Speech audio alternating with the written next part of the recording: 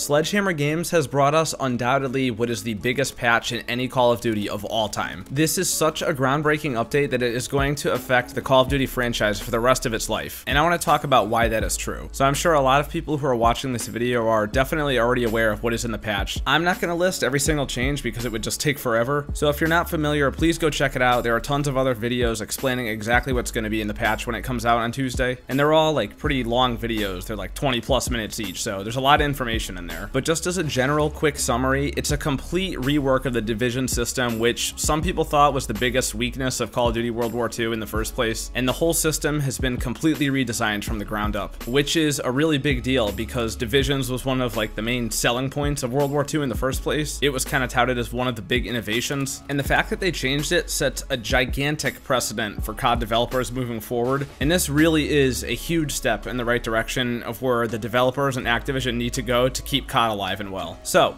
there's no question about it that the launch of World War II was extremely rocky. The servers were down for like a good day or two. No one could even play multiplayer. Headquarters was just completely broken. I don't think we had a populated headquarters for sometime around a month, which was really bad. Actually, I think it was somewhere closer to like 6 weeks, which is just terrible because again, the headquarters was like another one of those big, huge innovations that was really touted about and hyped up a lot. And then on top of those, there was just really like countless other smaller issues, but still important. Like the loading times were insane. The menu was buggy, party invites were not working, everything was just really rocky and not very smooth. And it kind of took Sledgehammer a while to get everything sorted out, but they did eventually do it, even though it should have been done a lot sooner. And a lot of players just still weren't satisfied with the game. We are the Call of Duty community after all. We're always pissed off about something. It doesn't matter what they do. Someone's always dissatisfied. So after those like really big major issues were fixed up, then we started complaining about other stuff, i.e. weapons and special orders and how to get weapons, not enough maps, sprint out time, weapon balancing, etc. So they added new contracts to get weapons. They added 2 free maps. Well, it was technically 3, I guess. There was 2 versions of Carentan, so 3 free maps. They did the sprint out buff. They tuned up some weapons. The bar got nerfed. The sniping got nerfed. A lot of things changed. And after these first 2 rounds of patching, the game was in a pretty decent state. It was enough for some people like me to come back and start playing the game again and give it another chance. And I thought it was greatly improved from the last place that I left off. Yet still, since we are the Call of Duty community, not everybody was pleased at this point. And one of the last major complaints was that the division system was just too restricting and didn't give players enough freedom to play the game how they wanted to. And then we just get this announcement that Sledgehammer is just doing this complete fundamental redesign of the division system altogether, and pretty much every single class is getting some kind of workaround or a buff or some major change to improve gameplay experience. And this is really major news because those first 2 rounds of patches were just kind of like either bug fixes or general complaints from the community about some gun being too strong, or something that really just generally required a hot fix or an optimization. But this is just something completely on a whole new level as far as patches and updates go. It's not just a fix to 1 or 2 things as needed like we've seen in the past.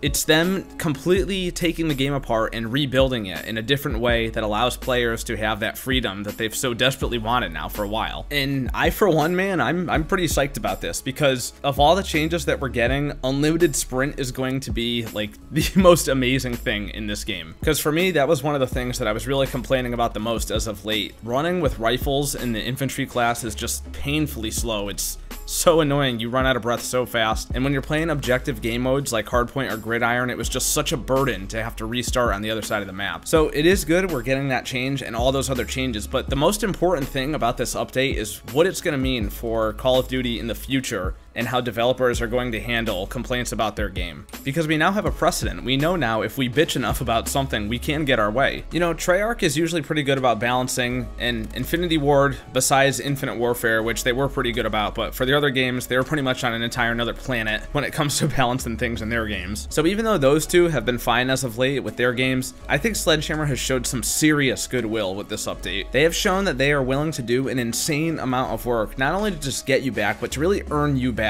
as a player. And myself, I've been playing World War II pretty much non-stop for the past week and a half or so, and I have a feeling I'm going to be playing it a lot more even after this update comes out. Whereas before, for me, I would just play it like once a week or so and then get pissed off or get bored with it or whatever, and then put it down and go play other games. But now, to me personally, I feel like the game is in a really playable state, and if you haven't gone back and given it another shot, just go back and see what happens. You might be surprised, especially after all these changes take place on Tuesday. But anyway, really all in all, Sledgehammer acknowledged all the flaws and took a lot of action to correct them, really. And I've got to give credit where credit's due. They really did a great job, and I think that this is going to help the game remain in a healthy state and keep people pleased. There's a lot of big figures in our community, like YouTubers and streamers and pro players, who are really happy about this, and it shows that the developers are willing to listen to the community. And since we've never seen any other update as massive as this or as important as this, it really sets a whole new precedent for Call of Duty. It's the biggest update we've ever seen in Call of Duty from any era, on any title, from any developer, ever. You know, as a game developer, we often forget that these developers are people too, but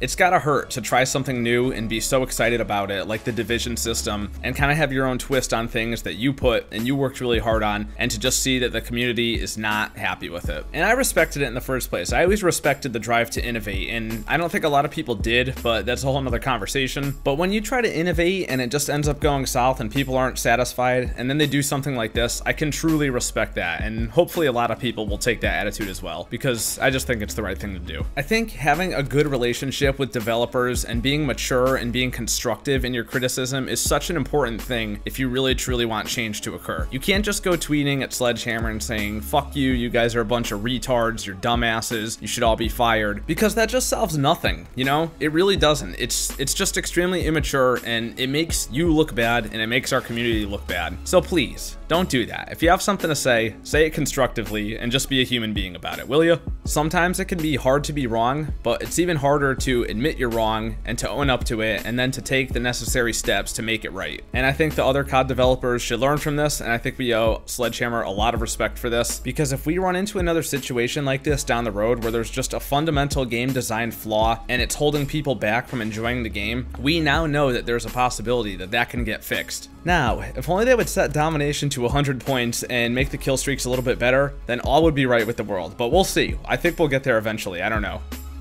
What do you all think about this? Is this update going to make you come back if you haven't come back already? I've seen a lot of people in my comments saying that they uninstalled World War II a long time ago and that it's a lost cause and stuff, so maybe you guys will come back. I don't know. Let me know. What are your plans? Do you think this is going to work, or is it just too late for you? If there's one thing I know for sure, it's that I'm always interested to hear what you guys have to say, so let me know down in the comments.